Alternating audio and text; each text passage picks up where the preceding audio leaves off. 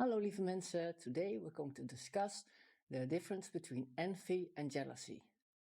I'm Coach Eleanor, I'm a licensed relationship therapist and I'm helping people who are having to do with narcissistic abuse and domestic violence. Jealousy differs from envy in several aspects. Jealousy arises in the context of 3 or more individuals. These are different emotions based on the situation, like sadness, helplessness, fear, and insecurity, when the concern is about the possibility to losing the relationship. Narcissistic traits are a big part of extreme jealousy, where a partner is seen more like a belonging than our own person. People with extreme jealousy have a low self-esteem, always feel insecure for being left alone, and they see things that don't really matter as a sign of cheating, sticking to their ideas even when they're not true. And this can lead to controlling actions like lots of questions, constant calls, following, keeping the person away from friends. It might even get worse and turn into a physical harm. And the person being treated this way may feel powerless, passive and anxious and sad. Victims of narcissistic abuse who often felt neglected or abandoned in childhood may initially be praised with the intense attention of the jealous partner and mistake it for love. That which is attractive in the beginning becomes a problem because the jealous behavior becomes very oppressive and restrictive of the freedom. And some people tolerate the controlling behavior of the jealous partner out of fear of being alone. As a woman continues to subject it unwarranted suspicion, the accusations escalate into heated arguments. The initial charm of their relationship began to erode, replaced by a toxic atmosphere of constant tension. And the accusations weren't rooted in reality, rather they were fueled by the partner's unfounded insecurities. The woman's attempts to go out with friends or engage in social activities were met with relentless interrogation. Every outing became a battleground of questions, skepticism, pushing her to a point where staying at home seems like the only way to avoid the confrontations. It's heartbreaking how once vibrant social life turned into a casualty of unchecked jealousy. Initially, expressions like, "You're mine, I never let you go," seemed endearing. However, they morphed into a suffocating demands that began to strip away the woman's sense of self. What was once perceived as a gesture of love now felt like a cage, restricting her freedom and individuality. We are conditioned and condition our children what love is. With the Disney movies and all those love songs, we are conditioned and condition our children what love is.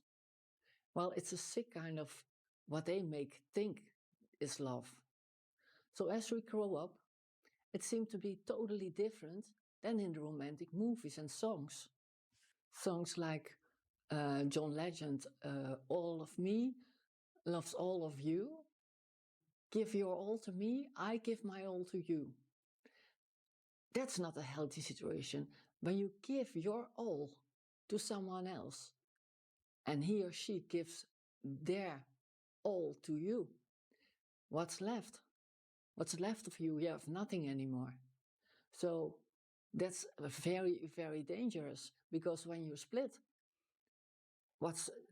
that's why people say, or for people who have to do with narcissistic abuse, they say, "I don't know who I am anymore. I lost myself." And why? Yeah, you lost yourself because you gave it all. You gave all yourself to that person. And now you're lost, you don't know even who you are anymore. Initially, it seems romantic, but don't give your all to someone else. You don't give all your 100% to the relationship. The 80% is what you keep to yourself. And if you split or there's something wrong, you have always your 80% and you only have to deal with the loss of the 20%. It's not unhealthy, it's not selfish, but you have a life outside your relationship. And don't come in a situation where you don't have friends, where you can't go to sport and only be a possession of your partner. Who are you then? And don't lose yourself. And in those kinds of indoctrinations, movies and music, don't believe it. It's nice to see a movie like Titanic or I don't know what kind of romantic movies I can think of, but it's not the reality. It's important if you listen to that kind of music or if you're watching that kind of movies, no, this is fantasy, and don't be disappointed if it's not happening in your own life. If you meet someone and it's not like a romantic movie, then it's okay. You walk in love, don't fall in love, with your eyes open. If you fall in love, you're blind of love, and you can't see because you fall. But if you walk in love, then it doesn't hurt. You look around, you see how the person is treating the waitress or the taxi driver, and you know and you can see, but because you're not blind. And maybe that's not so exciting than falling in love. That's a short-term gratification. So that's the peak, and that's the highs, and that's the lows, and it feels very exciting, and it's almost just like in the movies, because the love bombing is exactly like in the movies. So you would think, if you experience the love bombing, whoa, this is exactly like a romantic story as in the movies. This is what I always wanted as a child, so I saw it always. I heard on the radio, and this is what my princess and my I found my prince on a white horse, and this is a fairy tale where I live in. But it's not like that. It's only temporary, and it's your own fantasy. Fantasy based on your own perceptions and your own growing up, what a relationship is. So that's dangerous. But if you walk in love, maybe it's not so high and it's not so exciting, but it's very, you don't feel the peaks very high. But if you are in a steady relationship, in a harmonious relationship, it's going like this. And you have a little argument or you have a little discussion, and it goes a little this, a little down, a little up. But if you are in a narcissistic relationships, it seemed like very exciting, because if you're having an argument, then it goes way beyond very, very high, and it's very intense. It's better to walk in love, because when you walk, you don't fall. If you fall, you're blind. And if you're blind, you can't see. And you can't see the pitfalls from a narcissist. You can't see the red flags. And you're happy and you're a little bit like a fool. And you don't think clearly. And you don't see the red flags. So what's going to happen if you wake up? Then you think, oh, what have I done? But they don't blame it on the narcissist, because you did it yourself. You fell in the trap of falling in love. So if you walk in love, maybe it's a little boring. It's not like highs and lows and love bombing all the way, and then argument and lower in the situation, lower in your emotions that you never felt before. It's a situation you maybe never felt before, but it's only lucky. So I would say walk in love. Walk in love is harmonious. You see everything. If there's a red flag, you will see it. And most of the time, a red flag, when you see it, then you know, okay, this is not for me. But if you walk in love with someone who's respectful and who's harmonious, who is caring for you, then you notice, okay, this is an okay person, and I'm not going to be damaged or attacked and emotionally harmed by this person. So It's not nothing to be in a relationship where a control and dominance and no respect. And it seems like in the beginning, because in the beginning, you feel the love bombing, and it's like exactly like in a romantic story, in a movie. So you think, okay, this is how it has to be.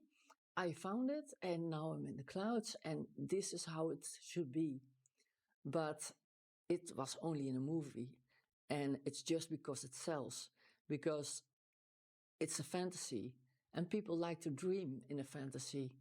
So because it sells, that's why they make those videos and those movies, and they sing those songs, because everybody wants to stay in a fantasy. But in real life, they notice, okay, this is not the reality. Being a child with no responsibilities, with no respect, and you live your own fantasy, deny what you see.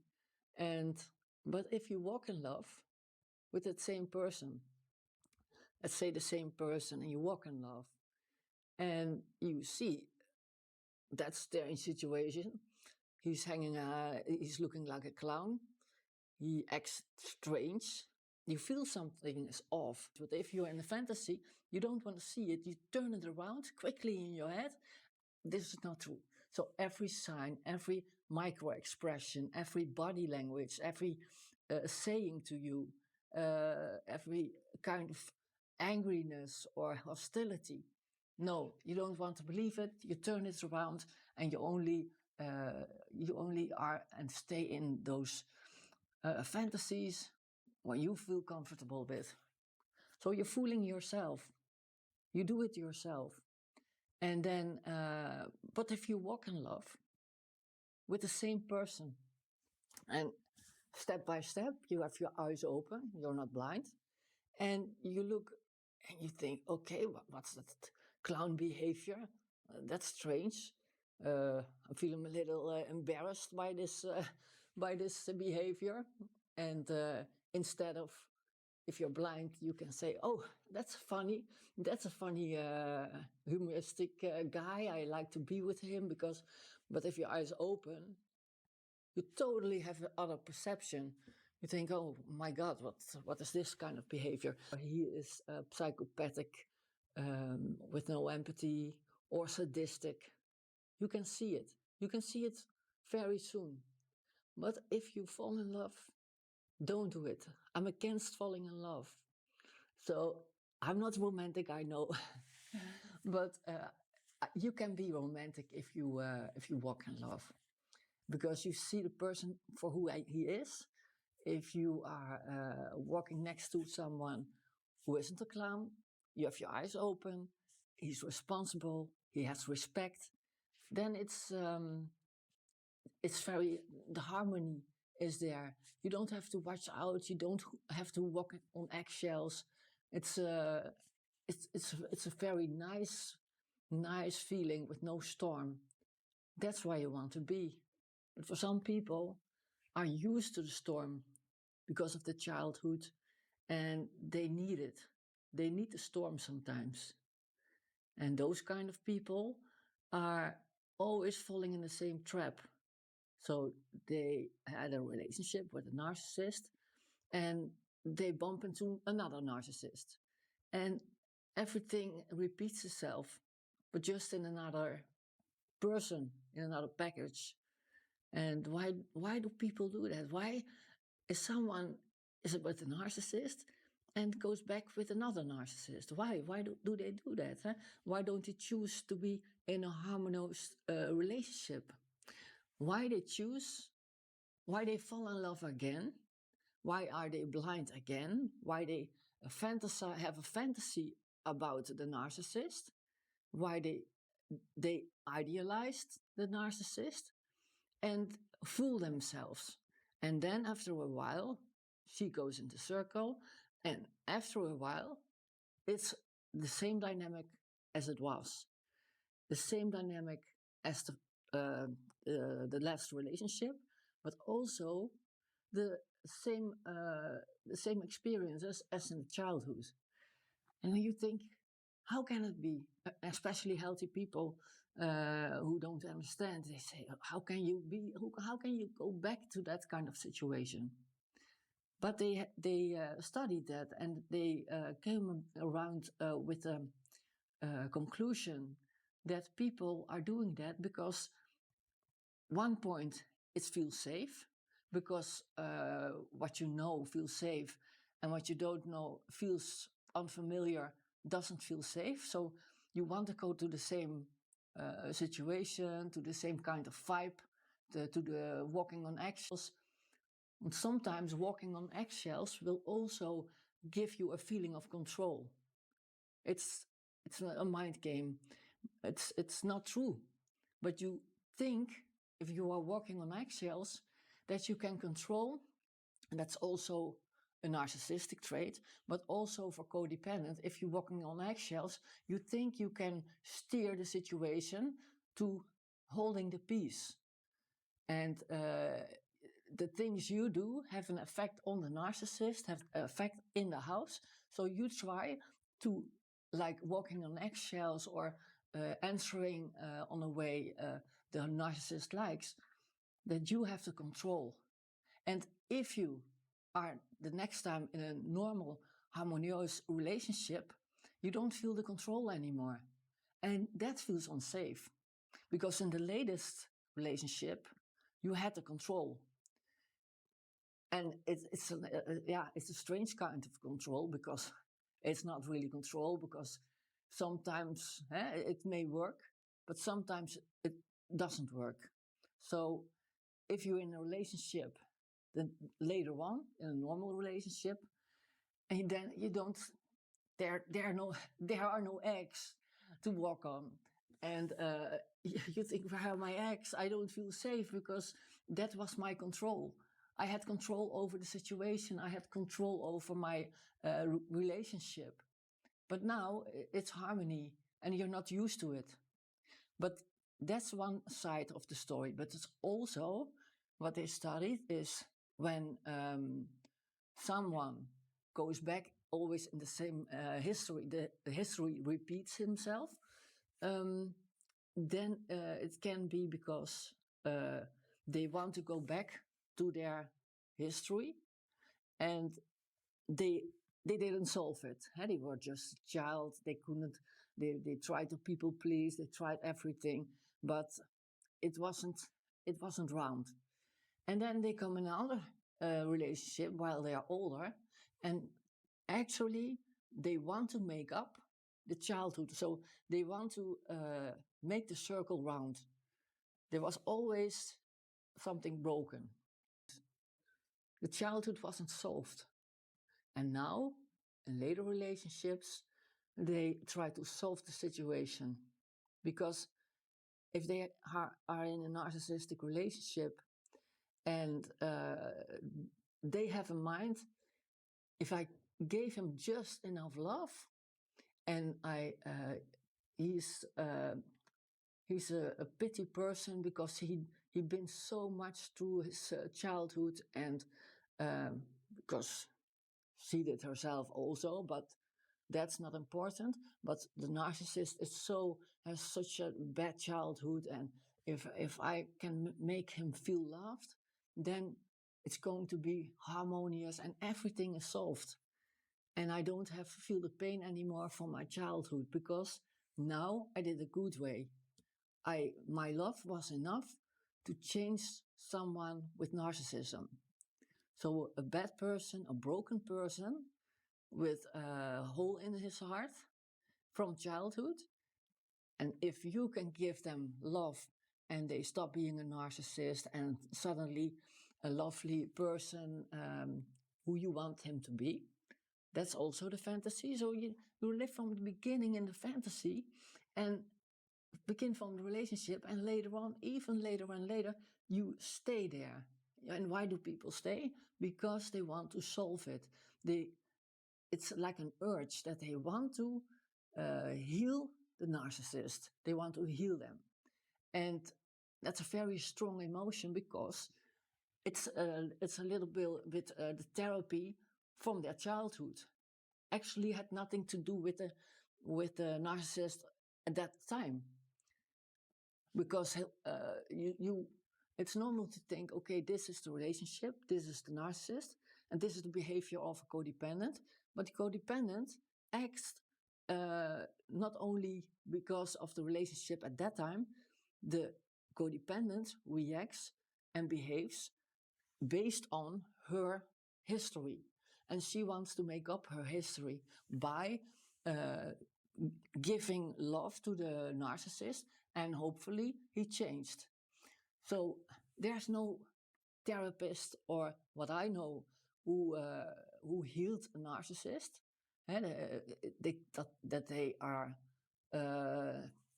by miracle suddenly have no traits anymore, are very harmonious, kind people. I know not one situation of one person that that made it. But there are some people, they say, okay, he has a lot of therapists, he wanted to be better, but nobody has the power to cure him. But my love is so intense, is so important, that nobody in the universe can heal him, but I can heal him. And that's also a narcissistic trait, because if even God can help him, and you think you can help him with your love, and you stay with him,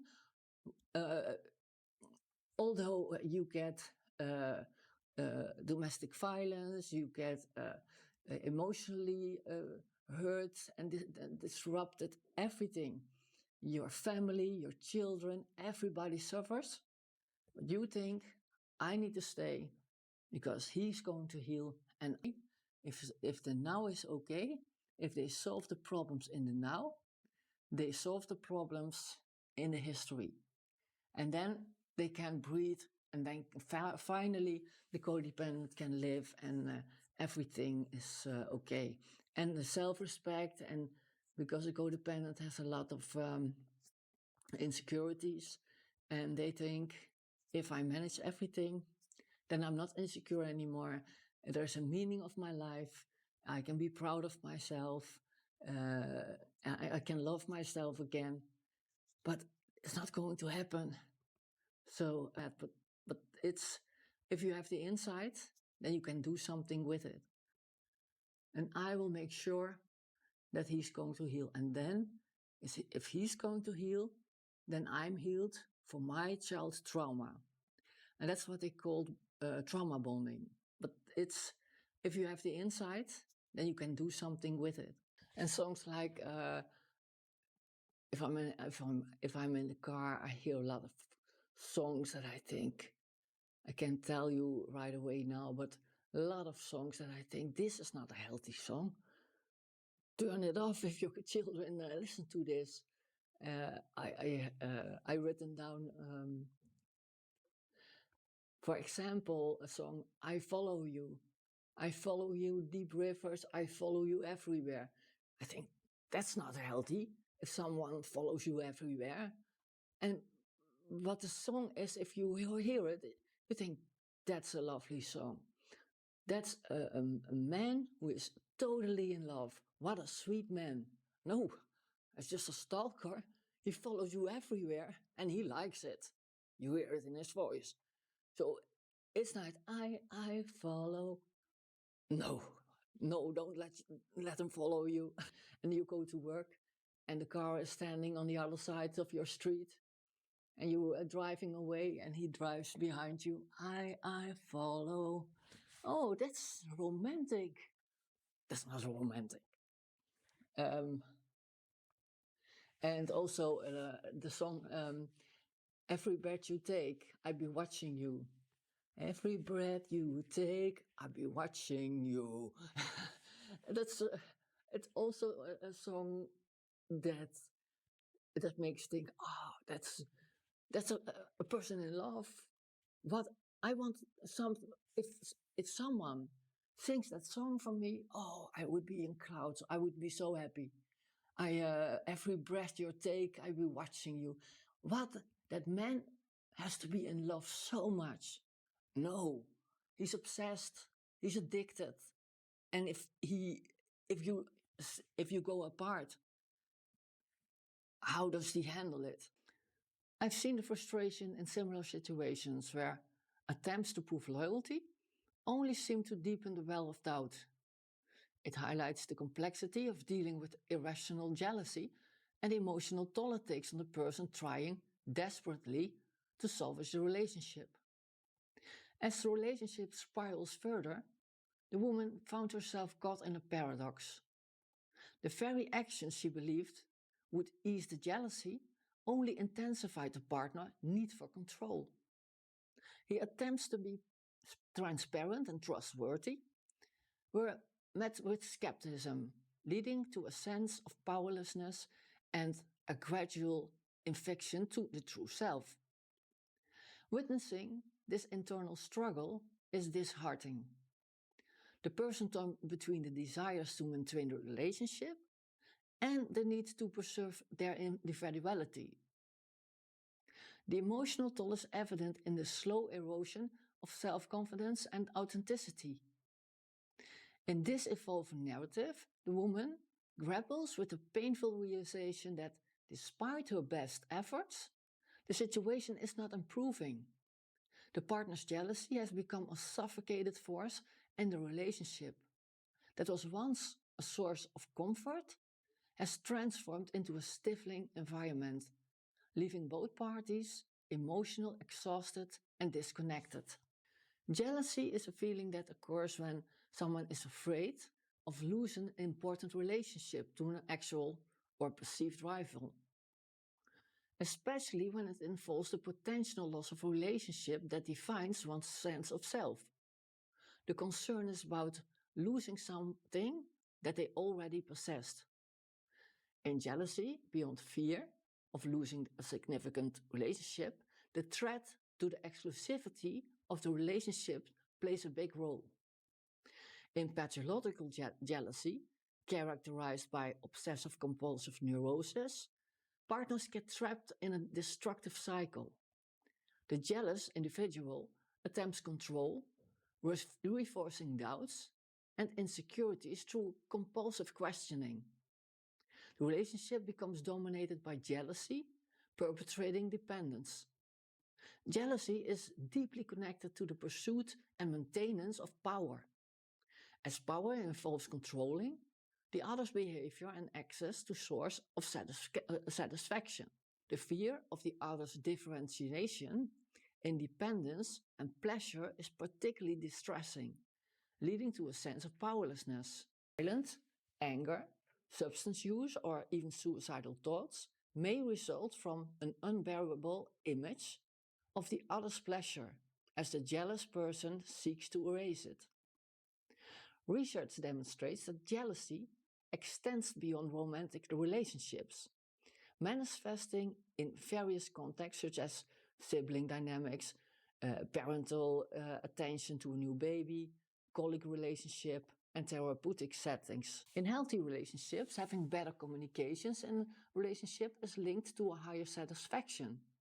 However, feelings of jealousy can sometimes lead to unexpected behaviors even in relationships that are generally fulfilling. In healthy relationships, people handle jealousy in various ways, like getting upset or angry, avoiding the issue, trying to find a middle ground, calming down, or talking it out.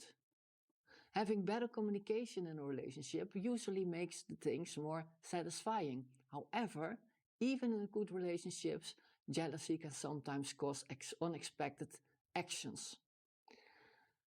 Narcissist traits are a big part of extreme jealousy, where a partner is seen more like a belonging than their own person. People with insecure attachment styles, like those who are always worried, avoid closeness, or have disorganized style, often feel a strong fear of losing their partner.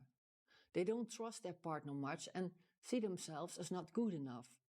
making them extra sensitive to potential problems and more likely to act jealous.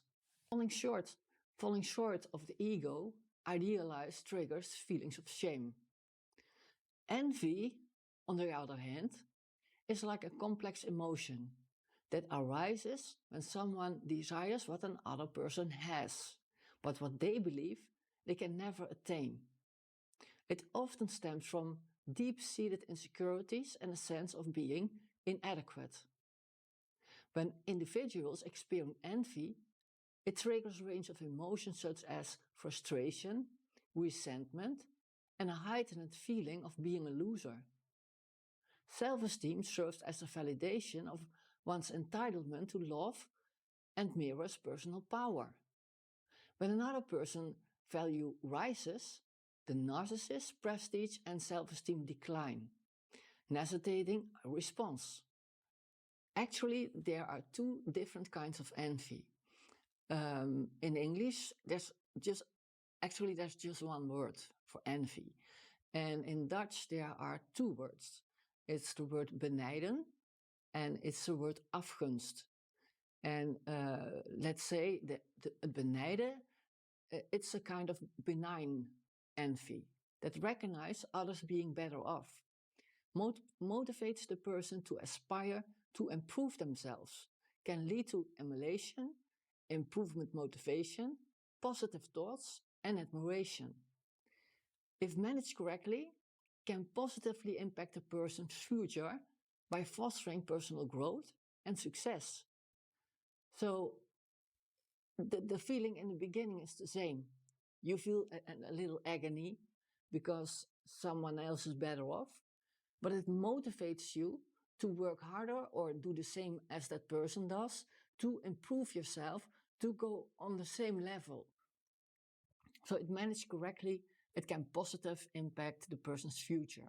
So it's a kind of good kind of envy. But there's also afgunst, malicious envy, unpleasant emotion that drives envious people to bring down the better off, even at their own cost. It involves a desire to harm others' position, seen as a negative emotion with destructive tendencies. So there's a debate that whether those subtypes should be considered distinct from envy. Some argue that actions, tendencies to damage for malicious envy and to improve for benign envy are not inherent to definition or of the emotion. Others believe the action tendencies are integral to understanding the envy. So it's the feeling of envy is the same, it's only how you deal with it. And if you're a positive, healthy person, you can deal with it in a constructive way.